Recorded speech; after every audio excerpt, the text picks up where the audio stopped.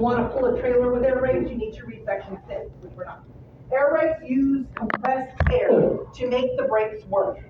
Air brakes are a good and safe way of stopping large and heavy vehicles, but the brakes must be well maintained and used properly.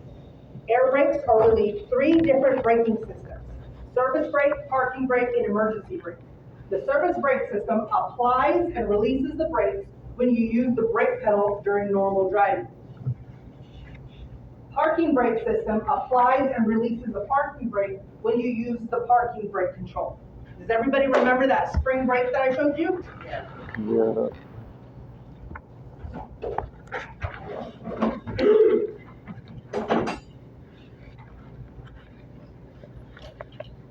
So this is your service brake, right?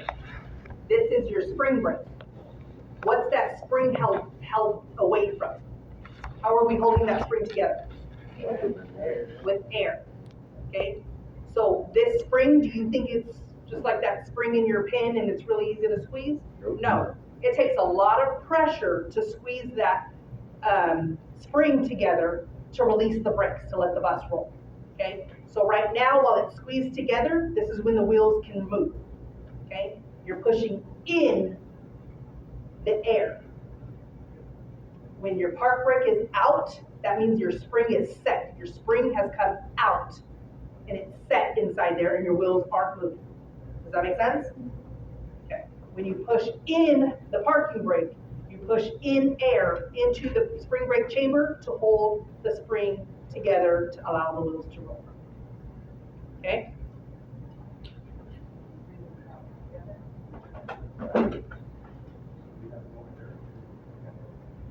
We're gonna get there. Emergency brake system uses part of the service brake and parking brake systems to stop the vehicle in a brake system failure. CDL air brake requirements. For CDL purposes, a vehicle's air brake system must meet the above definition and contain the following, which will be checked during the vehicle inspection test: air gauges and low pressure warning devices. If the vehicle you use for your road test does not have these components, your vehicle will not be considered as having an air brake system, and you will have a no air brakes, an L restriction on your CDL. Note, a full service brake application must deliver to all brake chambers not less than 90% of the air reservoir pressure remaining with the brakes applied. California Vehicle Code 26502.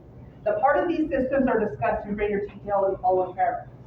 5.1, parts of an air brake system. There are many parts to an air brake system. You should know about the parts discussed here. The air compressor.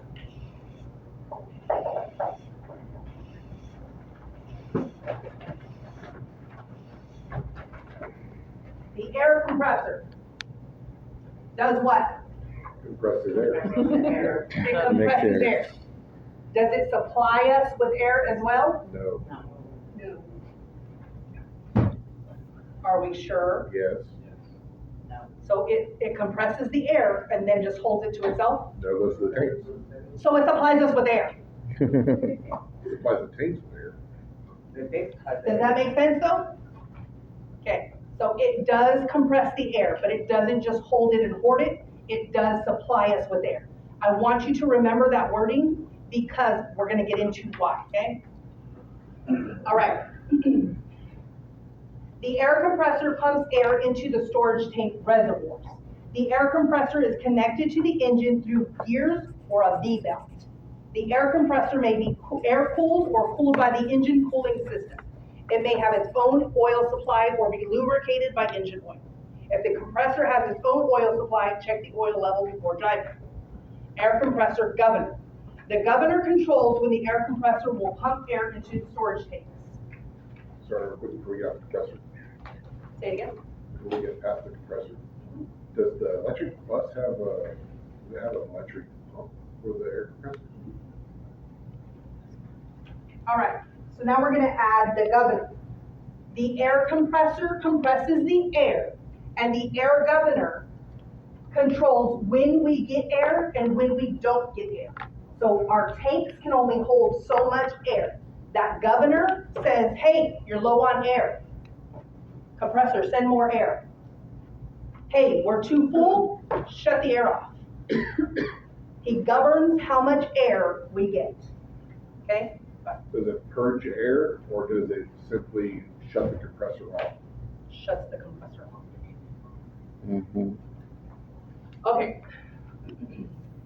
The governor controls when the air compressor will pump air into the air storage tanks. When the air tank pressure rises to the cutout level around 125 PSI, I need you guys to highlight here. And remember, this is DMV's numbers, not our numbers. Once you're done with DMV, forget these numbers and only concentrate on that binder. The governor stops the compressor from pumping air. When the tank pressure falls to the cut-in pressure, around 100 PSI, the governor allows the compressor to start pumping again. So, when we're talking about an air gauge, okay, we have 0 down on this end, right? 10, 20, 30, 40, 90, 100, okay? So, when we go to cut out, it's going down actually, right? That needle. And when we go to cut in, when we push on the brake and we lose a little bit of air, it's gonna keep cutting down until we get to cut in, when the governor tells the air compressor to cut in and give us more air. So technically, that needle's going up. So it's a little bit reversed, okay?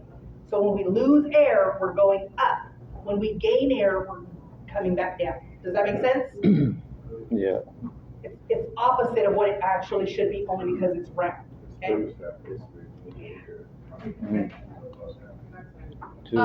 Sometimes it has 4, so we have usually the auxiliary tank, the wet tank, the front and rear tanks.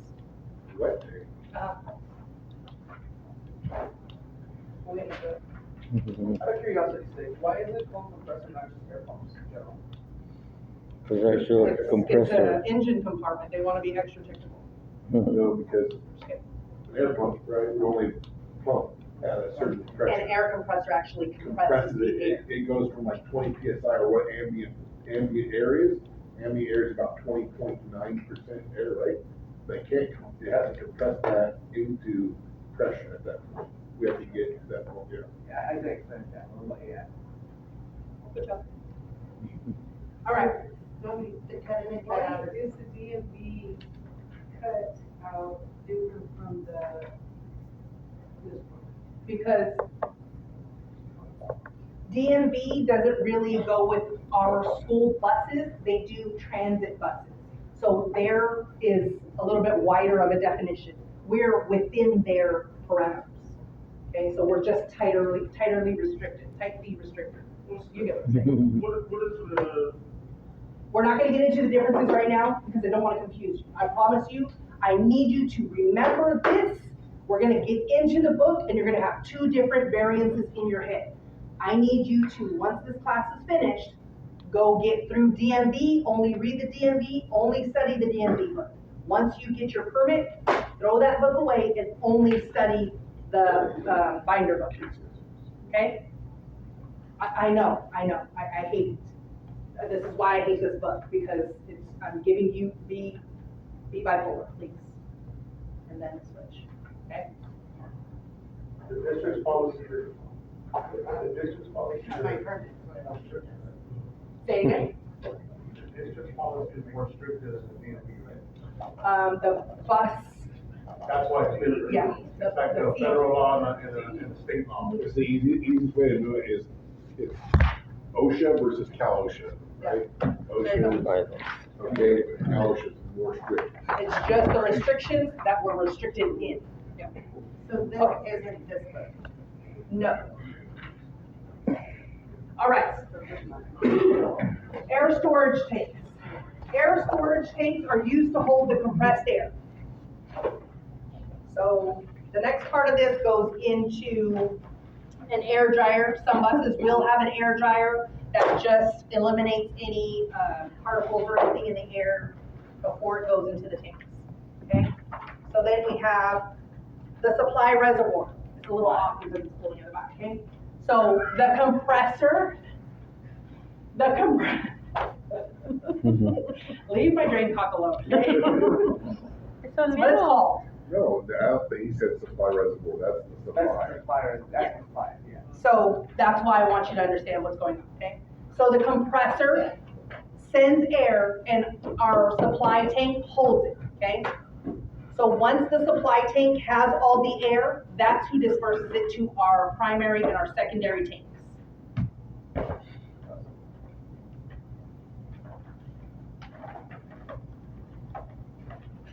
I'm gonna go into this real quick and ignore that, and then we'll come back to that. Go ahead. Do you drain your tanks in a bus? Yes, you split the tanks. Okay? So, now that we have the compressor sending air to our supply reservoir, you see the single check valves? Air can go into the tanks. Can it come back out? No. That's a single check valve. Make sure that that air can't come back out of that tank. It can only receive, right? Single air valve can only come into the tanks, then it can't come back out, okay? All right. So now that my secondary system and my primary system have received air from the compressor, from the service tank, right?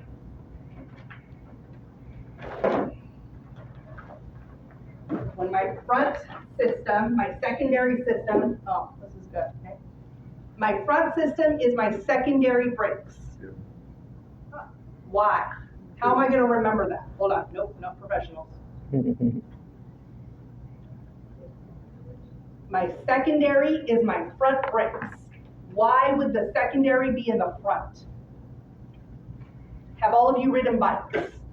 Yeah, because otherwise you're gonna, Do what? you're gonna dip down. Yeah, so you push on the front brake when you're riding a bike, and what's gonna happen? You're gonna go over handlebars. Right? Do you think that 40-foot bus is any different? No. So you have to have front and rear brakes, right? But we have front and rear brakes and something else. What's that other thing? Nope, I just put it away. Spring brake. That spring brake located in the rear. Okay, so we're gonna get there. So 90% of the bus, something powers in the rear. Or like, Okay? So, when I have only secondary brakes, because I drain down my primary brakes, which is my rear brakes right here in the back. My rear brakes right here, okay? My rear brake chamber. I don't have rear brake right here, right? I have front and rear brakes by the spring brake, right? So when I make a stop, it's called a modulated stop, simply because I'm stopping with my front brakes and it's sending air to activate my spring brakes by the spring brake control valve. Does that make sense?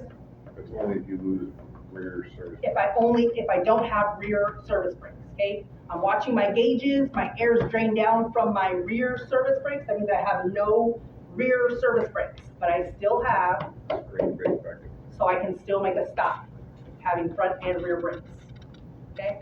That's the modulated. That's the modulated stop, okay? Now, if I have lost my secondary tank, controlling what? The front, Front brakes, I still have your rear brake. my rear brakes. With spring brake. So why do you lose your brakes? So these are air tanks, right? It's all a machine. If I have a leak in my machine, can that happen? Yeah. Yeah, right? You have a That's backup. how it You happens, gotta check your gauges. okay? So the springs are All right, so, but what I forgot, go ahead. So the springs are always in the back. The springs are always in the back. Okay, so we talked about the single check valve, right? Now when these tanks meet up to where the spring brake part control is, there's a double check valve. How do I check that double check valve? I don't know. When I do my brake test, I drain down one side of my tanks, right? I drain my primary tanks. When I have a leak, that double check valve, he's sitting there. He's your teenager at home that doesn't do nothing. He doesn't clean his room, he doesn't throw the garbage until you make him, right?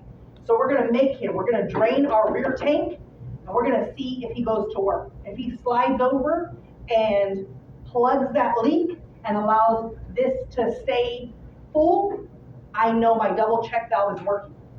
While I'm losing air in this tank should be holding. That's how I know that that double check valve is working, on one side.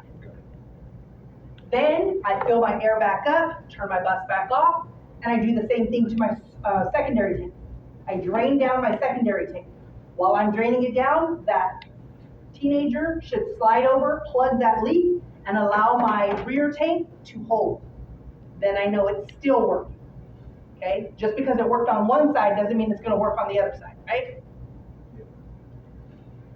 Any questions? How often do you do it? A lot of questions? Huh? How often do you do it? Every day, pre-trip. Is it pre-trip air How do you brake? drain You it have a down? switch that goes from primary to secondary, that Yeah. you drain them. Yeah, in your standard buses, you guys have them. Okay. There's cables, right? You pull cables. No, they're buttons. Mhm. So you never do both of these. Yeah. You can, but you don't. Dominique, Go ahead. I'm gonna log off and finish my hour and a half on Monday. Okay, thank you. Leah? Yes. Okay, Yes. Thank you. you're welcome. Tony, I'm gonna log off and finish mine. You're gonna Yeah, Did you do separate switches for those tanks, or how do you? there is drain one? two separate switches. So you have, it'll always have a secondary to primary, and sometimes the label will be worn down. And the only way you're gonna know which one is which is you're gonna push one and see which needle moves. You always have two switches. Is it, The PSI. Or you gotta get out and go down. is it only electrically dumped? There's no like manual dump on those? Yeah, you can manually dump it by, you gotta go under the bus Right. and turn the, Back on. yeah. So there's, you have two gauges. Yes. No, not always. Sometimes you'll have one gauge with two needles. Little splits, yeah. So then when you push that button, it automatically. You'll see one pushes needle. that one tank. So you, okay. Okay? So to drain the tank, it's, but, Just buttons. and. If they're in your bus, otherwise they're underneath the bus. So you just find it. Okay, so you know when, we're at a house and stop, you know how they hold on to the brake, yeah, is that? So right now, while you're driving, that air is in that spring brake. So all that air is holding that spring in so that you can move. Once you come to a stop and you pull that parking brake, that air goes out of that spring brake and that's what you hear. Stop. I know, but sometimes, like you're in stop, Stadium. Drain both things simultaneously. but on the pedal, and it'll. You can, you're gonna be stopped. So, okay, so he brought up a good question. If you lose air in both of your tanks, what's gonna happen? Yeah. Spring brakes in there. So yes, your spring brake is held in by air in those tanks. If you lose your air, that spring's doing what? Expanding. By the time you hear your lower air line buzzer, that spring's already starting to set. So you're not gonna wait till you get to zero because it's gonna stop before that, okay? So, Don't you have like a beeper that comes on too? you do, lower light and warning buzzer, this is what I'm talking Mhm. about. But by the time that lower light and buzzer is working, that spring's already starting to set. So, how do you pay attention that you have a problem before you get to a problem? I can explain that to you right now. Air brake test. Especially to my drivers that have been driving. One of the worst things that I see is people don't understand that when you find your cut in is not a set number. And a lot of drivers like to get in their bus and they pump down their, did I tell you? You pump down till you're at 100 pounds of air. Oh, it started building. What if my cut-in was at 109? And I drive down the road and my needle's at 100? Do I have a problem? Yes. What's my problem? Okay, slowly. My cut-in was 109. My needles should never have touched 100. And if I don't know that because I didn't do a proper cut-in and check precisely where my cut-in is at, I'm never gonna know that I had a problem because if I see my needle at 100, I think that I'm okay because to me, that was my cut-in. I'm good. But I already have a problem. So if your cut is at 109, put your brakes to at 109. No less than. So so say my cutout is 130 pounds of air, okay? Let's just say it's at 130 pounds of air, okay? So my full tanks, all my air. Then I push on my brake, about 10 pounds of air, so it takes it to maybe 120, 119, okay? Nothing moves. 1, 1,000, 2, 1,000, 3, 1,000, 4, 1,000, not moving, right? So that's not my cut-in. I push on my brake again, takes me to what? About 110? Mm-hmm. 1, 1,000, 2, 1,000, 3, 1,000, 4, 1,000, 5, 1,000. Sometimes it takes buses like 11 seconds depending, okay? Depending on the bus. After I'm at 110, I'm going to 109, 108. 1, 1,000, 2, 1,000, 3, 1,000. It starts moving, I know where my cut-in is. But if I just keep doing 10 and 10 and 10 and 10, if I get to 105, is it gonna cut on when my cut-in was at 109? It'll already be on. It did cut on, but I see that as my cut-in because I'm not being specific and with purpose. Does that make sense? Do you have a variance in your gauge? Is there a plus or minus on it? What? So like our vehicle control or transmission control, right, we have a variance of two plus or minus. 2 mile an hour plus or minus. Okay. At 30, right? 30, we go to 20, we go to 32, we go to 28, right? Per gear. So they go by about 10. Maybe Not indication marks, hash marks. The gauge itself has a plus or minus, and I have that agreement or that variance. I don't know what you're talking about. You would have to show me a picture of what you're talking about so I can see it. So like if a gauge is at 110, it could actually be 108 or 112. So- Yeah, so we're gonna get into that. I think in the Okay, next, that's what I'm saying. it's gonna tell you it has to be within 2, yeah, okay, Okay, so yeah, that cleared it up. Maybe just talk about it. I thought it was at first too. I guess, buses, like when you're building your pressure up in your tanks, your buses blow off, like you reach cold, they piss air out underneath. You're just- Yeah, The what? it's like a. It's Shut up. it's not the I don't government. know, right? It's your spit valve. But, you're not allowed to say that with Ben Willows, just so we're clear. When you reach your cutout, what are your needles doing? They stopped. That's how you know you reached your cutout. Please do not say, oh, I heard it. Didn't hear anything. For those of you that are professionals, please don't say that, because, so get that out of your head right now. That was a truck thing, that's not gonna be a bus thing. Is that an automatic number? No, but he will ride you for that, and you'll feel like you just did everything wrong. I don't want you to feel that, okay? So I'm gonna teach you the right way to explain it to you, okay? Have they decided to say that you stopped? Well, we're gonna do that when we do behind the wheel, but for my professionals that already kind of know. Okay. Are you talking about the sneeze? You call it the sneeze? Yeah, so when you hear that sound, he wants to hear, that's my air dryer. This bus is equipped with an air dryer. He does not want you to say, oh, that's my cutout. If you say that's my cutout, he's gonna get mad. And he's gonna say, this bus is equipped with an air dryer, and he's gonna go off on his rant. Okay? You don't wanna hear his rant. I'm warning you now how to avoid that, okay? All right. Did I read air storage tanks? No. Okay. Air storage tanks are used to hold compressed air. The number and size of tanks varies among vehicles. The tanks will hold enough air to allow the brakes to be used several times, even if the compressor stops working. Air tank drains. Compressed air usually has some water and some compressed oil in it, which is bad for the air brake system. The water can freeze in cold weather and cause brake failure. The water and oil tend to collect in the bottom of the air tanks. Be sure you drain the air tanks completely.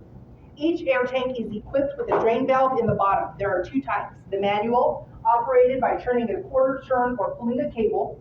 You must drain the tanks yourself at the end of each day of driving. Automatic, the water and oil are automatically expelled.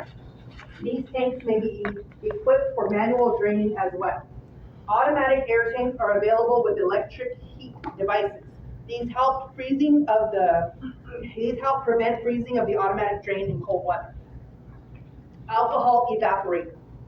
Some air brake systems have an alcohol evaporator to put alcohol into the system. This helps to reduce the risk of ice in the air brake valves and other parts during cold weather. Ice inside the system can make the brake stop working. Check the alcohol container and fill it up as necessary. Daily air tank drainage is still needed to get rid of water and oil. Safety valve. A safety relief valve is installed in the first tank and the air compressor pumps into. The safety valve protects the tank and the rest of the system from too much pressure. The valve is usually set to open at 150 psi. If the safety valve releases air, something is wrong. Have the fault fixed by a mechanic. Brake pedal. You engage the brakes by pushing down the brake pedal, also called the foot valve or treadle valve. Pushing the pedal down harder applies more air pressure. Letting up on the brake pedal reduces the air pressure and releases the brakes. Releasing the brakes lets some compressed air go out of the system, so the air pressure in the tanks is reduced. It must be made up by the air compressor. Pressing and releasing the pedal unnecessarily can let air out faster than the air compressor can replace it. If the pressure gets too low, the brakes will not work. Foundation brakes. Foundation brakes are used at each wheel. The most common type is the S-cam brake drum brake. The parts of the brake are discussed below. Brake drums, shoes, and linings. Brake drums are located on each of the vehicle's axles. The wheels are bolted to the drums. The braking mechanism is inside the drum. To stop the brake shoe and lining, the brake shoes and linings are pushed against the inside of the drum. This causes friction, slows the vehicle down, and creates heat. So the brake shoes are pushing against the brake drum when you stop, right? There are other air systems, there are other air systems operate off the holding tank for like our doors. Yep, that's the auxiliary tank. This causes friction which slows the vehicle and creates heat. The heat a drum can take without damage depends on how hard and how long the brakes are used. Too much heat can make the brake stop working, which we already discussed, right? S-cam brakes. When you push the brake pedal, air is let into each brake chamber. Air pressure pushes the rod out, moving the slack adjuster, thus twisting the brake camshaft. This turns the S-cam. It is shaped like the letter S. The S-cam forces the brake shoes away from one another and presses them against the inside of the brake drum. When you release the brake pedal, the S-cam rotates back and the spring pulls the brake shoes away from the drum, letting the wheels roll freely again. We're going to skip to supply pressure gauge 5.1.9 on 5-3. All vehicles with air brakes have a pressure gauge connected to the air tank. If the vehicle has a dual air brake system, there will be a gauge for each half of the system, or a single gauge with 2 needles. Dual systems will be discussed later. These gauges tell you how much air pressure is in the air tank. Application pressure gauge. This gauge shows how much air pressure you are applying to the brakes. This gauge is not on all vehicles. Increasing application pressure to hold the same speed means the brakes are fading. You should slow down and use a lower gear. Brakes that are of adjustment, air leaks, or mechanical problems can also cause the need for increased pressure. Low air pressure warning. A low air pressure warning signal is required on vehicles with air brakes.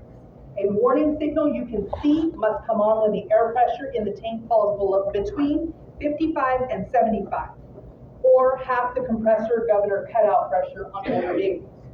The warning is usually a red light. A buzzer may also come on. For us, it has to. A light and buzzer must activate. Another type of warning is the wigwag. This device drops a mechanical arm into your view when the pressure in the system drops between 55 and 75. They no longer have the wigwag, but the wigwag just used to be above the window, and when you reached low air warning, that wigwag would come down right into your vision and stay down. And then you wouldn't be able to push it back up until you gained enough air and you could push it back up, okay? So we're gonna skip past that part. Stoplight switch. Drivers behind you must be warned when you put your brakes on.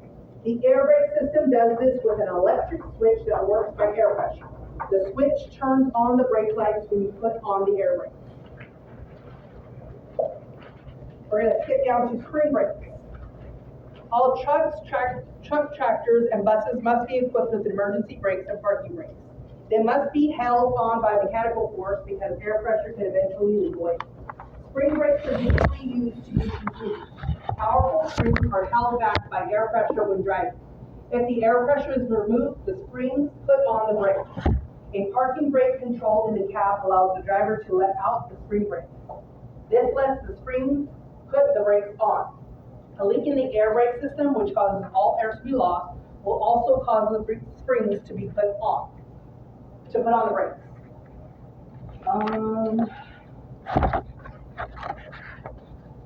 Tractor and straight truck spring brakes will come fully on when the air pressure drops to a range of 20 to 45 psi, typically 20 to 30.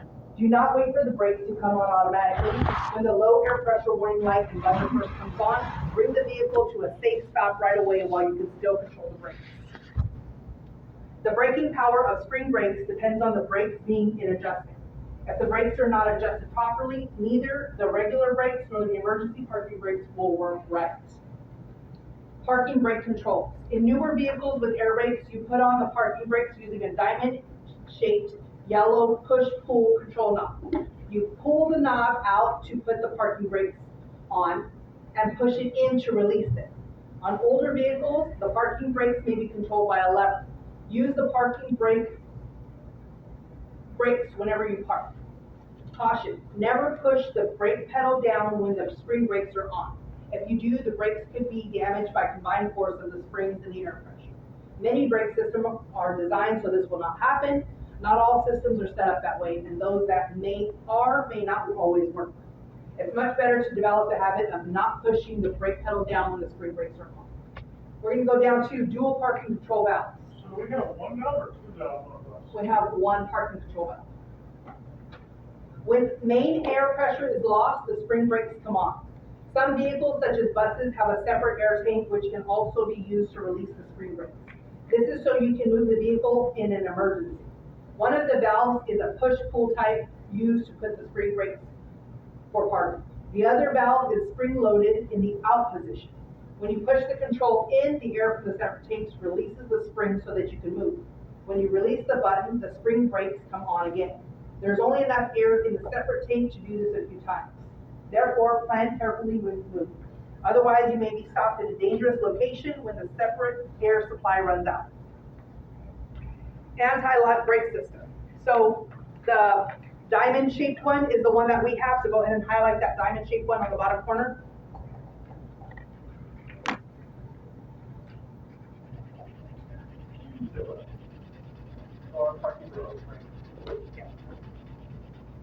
Anti-lock brake system. Tractor truck trailers with air brakes built on or after March 1, 1997, and other air brake vehicles built on or after March 1, 1998 are required to be equipped with anti-lock brakes.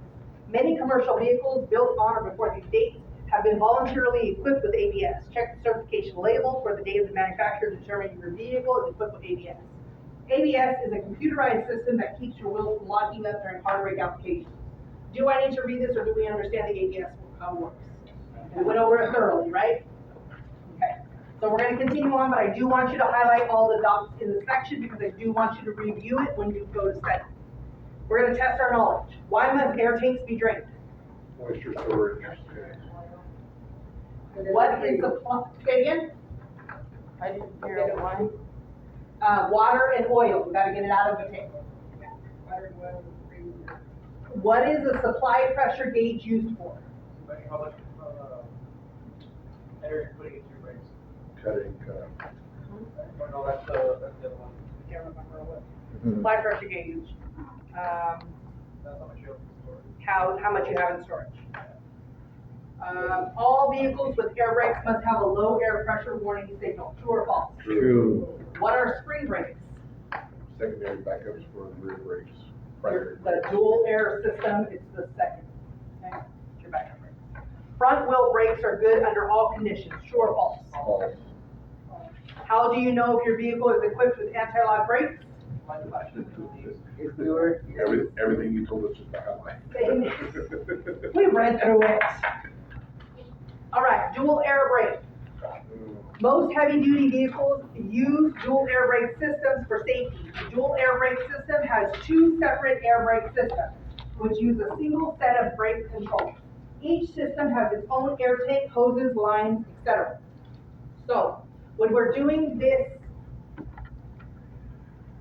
checking this whole system of the compressor, the lines to the tanks themselves, or one side of our service brake valve. So under the service brake, there's two valves. One's always open and one's always closed when we're not pushing on the pedal. Then when we push on the pedal, the one that's open closes and the one that's closed opens. So you're checking one side of that service brake valve.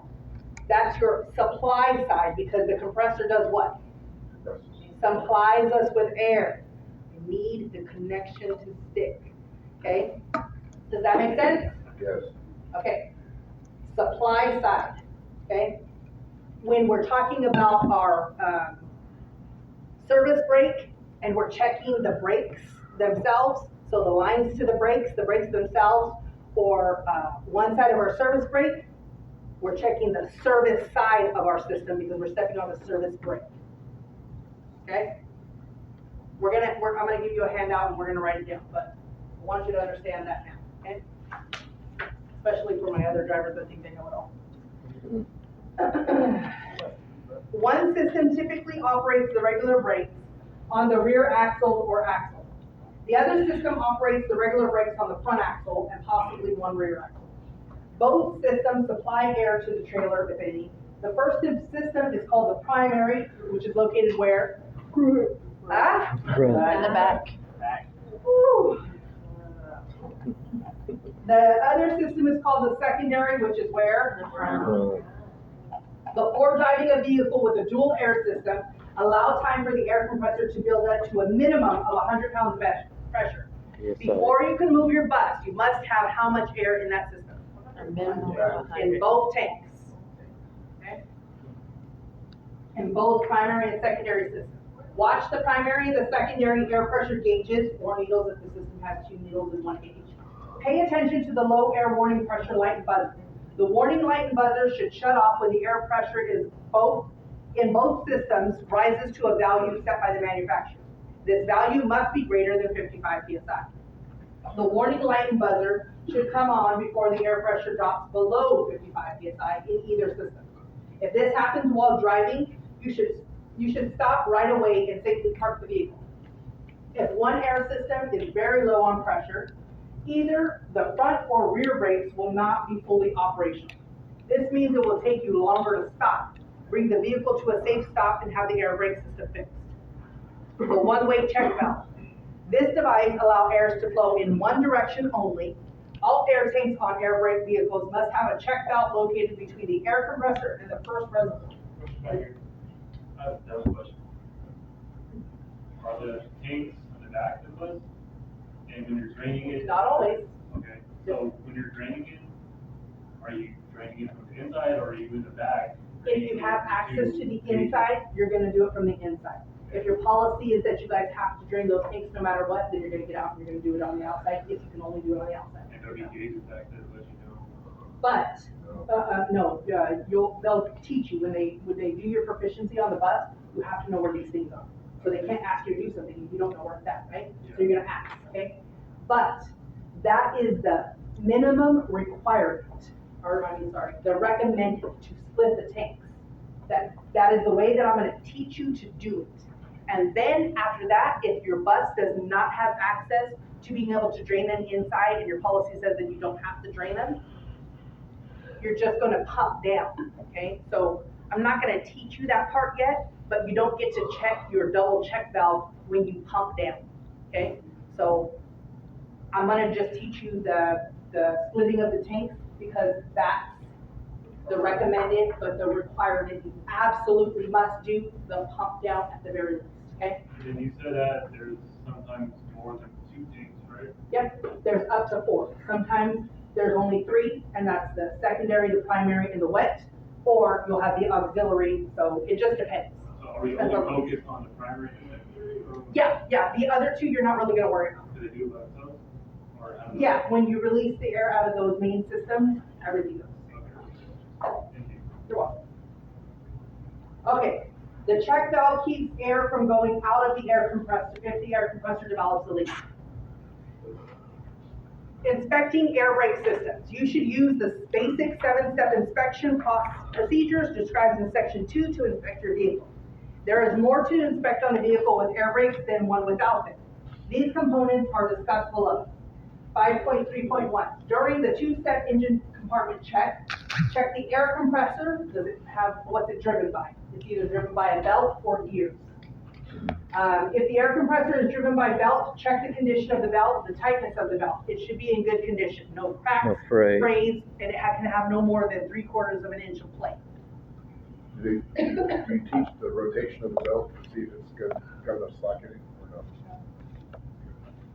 During the 5-step walk-around inspection, check the slack adjusters on the S-cam brakes, park on a level ground, chop the wheels to prevent the vehicle from moving, release the park brake so you can move the slack adjusters. We don't do that, okay, so we're gonna go to check brake drums, linings, and hoods.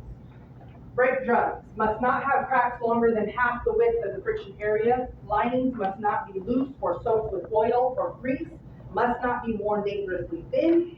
Mechanical parts must be in place, not broken or missing. Check the air hoses connected to the brake chambers to make sure they are not cut or worn due to rubbing. So when it says check the brake drums, are we doing the best through the slots we can? Is that what we're doing? Are we actually? You're gonna pull lock the wheel to the left, and then when you go to the driver's side, you should be able to see both sides. If you can't see both sides, when you go around to the door to get back in the bus, you can look down and check the other side. Some of the rears. And same thing. Duck down, Right. look across, go around, duck Possibly, down. yeah. Okay. Step 7, final air brake check. All air brake system tests in this section are considered important and each can be considered critical parts of the in-cab air brake test. The items marked with an asterisk in this section are required for testing purposes during the vehicle inspection portion of the CDL skills test. They may be performed in any order as long as they are performed correctly and efficiently. If these items are not demonstrated and the parameters for each test are not verbalized correctly, it is considered an automatic fail of the vehicle inspection portion of the skills test. Do the following checks instead of the hydraulic brake test. Applied leak test, 1-minute hold. To perform this test, the driver must start with the engine running with the air pressure built to governor cutout, which is whatever it is, maybe 130, maybe 125. The driver identifies when the cutout occurs, shuts off the engine, releases the park brake,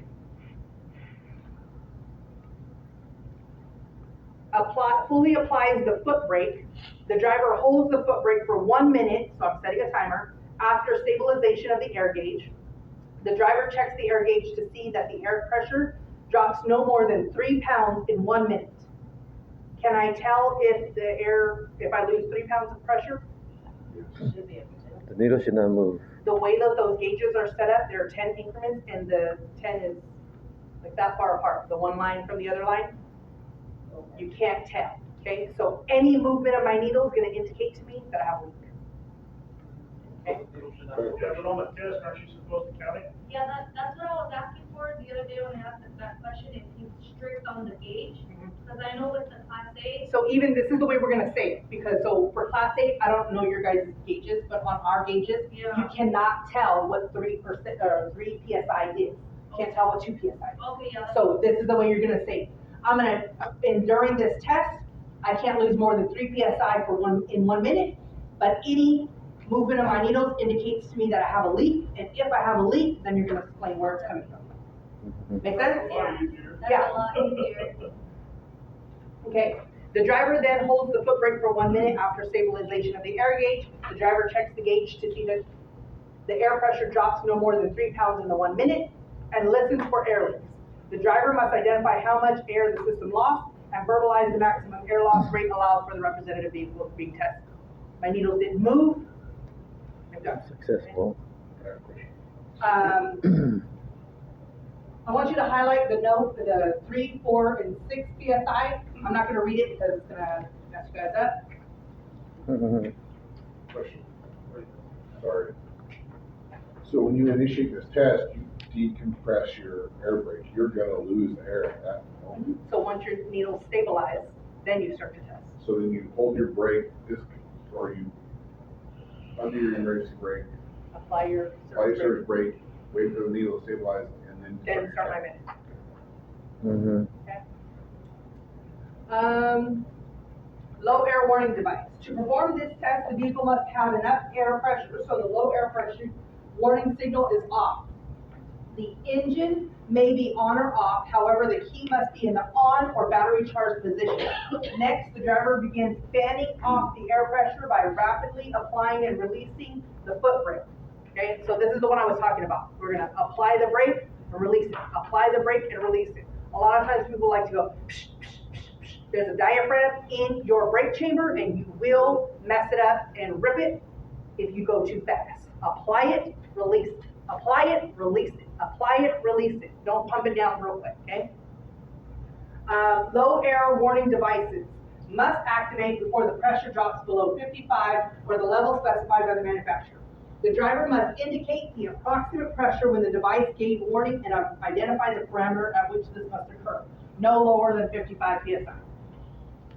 For testing purposes, identify and verbalize the pressure at which the low air pressure warning signal activates and identify the parameter at which this should occur. On large buses, it is common for low pressure warning devices to signal at 80 to 85 psi. In testing a large bus, identify the parameters related to the bus. If the warning signal does not work, you could lose air pressure and not know it. This could cause sudden emergency braking in a single circuit air system. In dual systems, the stopping distance will be increased. We're going to go to spring brake test. To perform this test, the parking brake must be released as the driver fans off the air pressure, normally between 20 and 45 psi.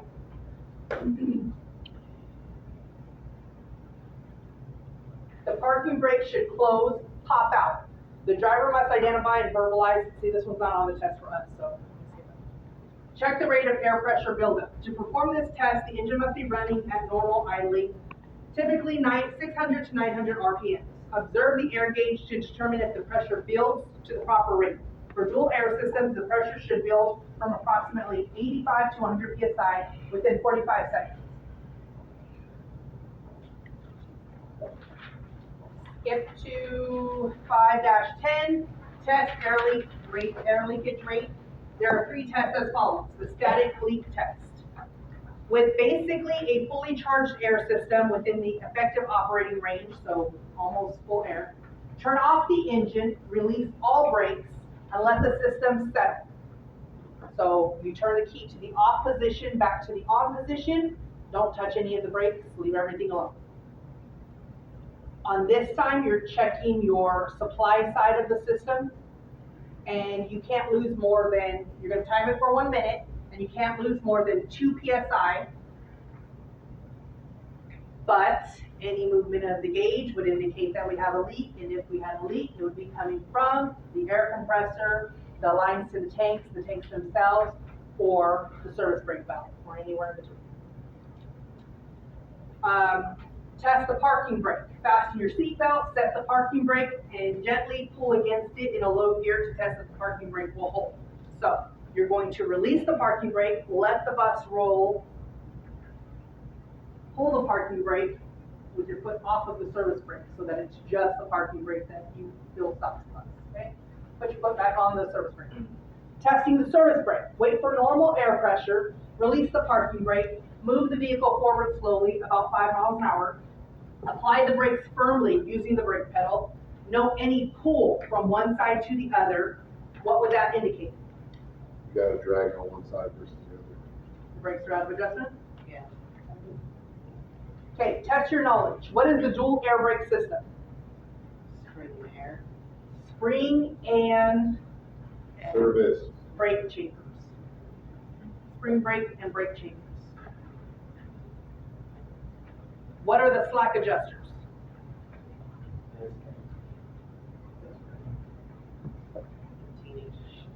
No, double check out. How can you check your slack adjusters? Yeah, the glue underneath. What's the slack adjuster? The slack adjuster is the part of the, so, I don't have one, but There's a picture here. when you have the brake chamber, you have the push rod that pushes into the diaphragm inside the brake chamber. And then the slack adjuster is here, and it's just pushing that push rod into apply the brake. Okay, so it's just a slack adjuster that works with the system that pushes. So when you push on the brake, it pushes that slack adjuster, pushes in the push rod, and applies the brake with the diaphragm. What would be the answer up here that's like, What's the question? to sum it up, like what would we put for The slack adjuster is pushes in the push rod. Sure. You can go back and read it for slack adjuster though, and put in the correct answer. Which is what I want you to do. All right. How can you test a low pressure warning signal? Lead off there. Not my professional. Just leave the air pressure down. You have to pump down the air in your brake until that low air light buzzer comes on. So you have to pump in that gradient? Either or, but. How can you check the spring brakes come on automatically? Drain it low enough. Drain it low enough that the spring brakes pop out, right? So once we know once we lose all air in our system, our spring brake does what? So that it's gonna pop out anyways, okay? No matter what. What is the maximum leakage rate?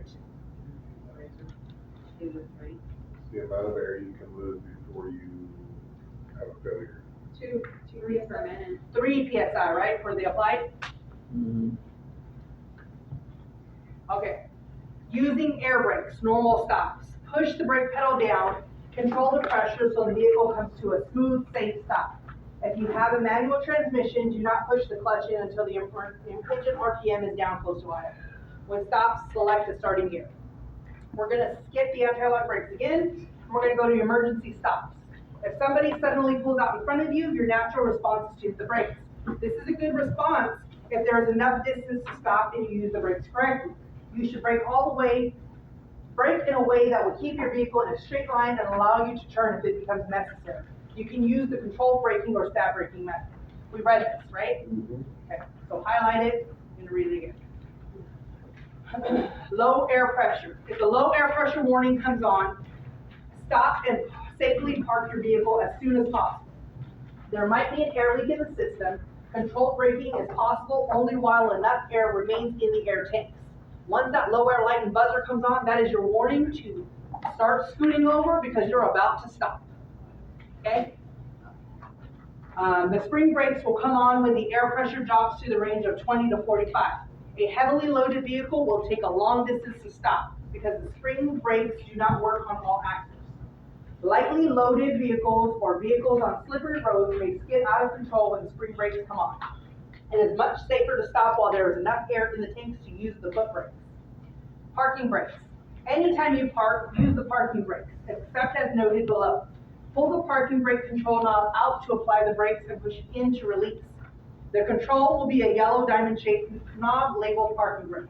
On newer vehicles, the older vehicles may be a blue round knob. We're going to stick that. Do not use the parking brakes if the brakes are very hot, or if the brakes are very wet and freezing temperatures. If they are used while they are very hot, they can be damaged by the heat. If they are used in freezing temperature when the brakes are very wet, they can freeze so the vehicle cannot move. If your vehicle does not have automatic air tank drains, drain your air tanks at the end of each working day to remove moisture and oil. Otherwise, the brakes could fail. Never leave your vehicle unattended without applying the parking brakes or talking the wheels. Your vehicle might roll away and cause injury. Told you that story, right? Don't be like me. Test your knowledge. Why should you be in the proper gear before starting downhill? Lose control. So it doesn't what? Say it again. Run away. Say it louder. So it doesn't ruin your transmission. What factors can cause brakes to fade or fail? The use of brakes on long, steep downgrades is only a supplement to the braking effect of the engine. True or false? True. If you are away from your vehicle only a short time, you do not need to use the parking brake. True or false? How often should you drain your air tank? how do you brake when you drive a truck? Oh, no, never mind. You still have normal brake functions if your ABS is not working, true or false? True. Question, sorry. Our dual systems. Do we get a warning signal if we lose our primary tank, our secondary tank is the only one functioning, our air brake system and our primary system? Do we get a constant buzzer because of that aspect, but we don't go below 100 PSI, correct? We should have function of that at that point, right? And only if we lose the primary side. Uh-huh.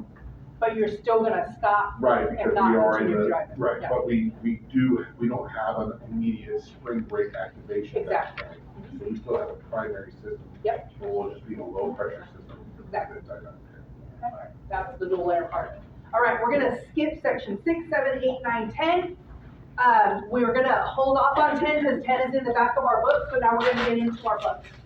So put those dumb books away, please. We got about 15 minutes. I'm gonna try and get through this as quick as possible. All right. Vehicle code 1, 2,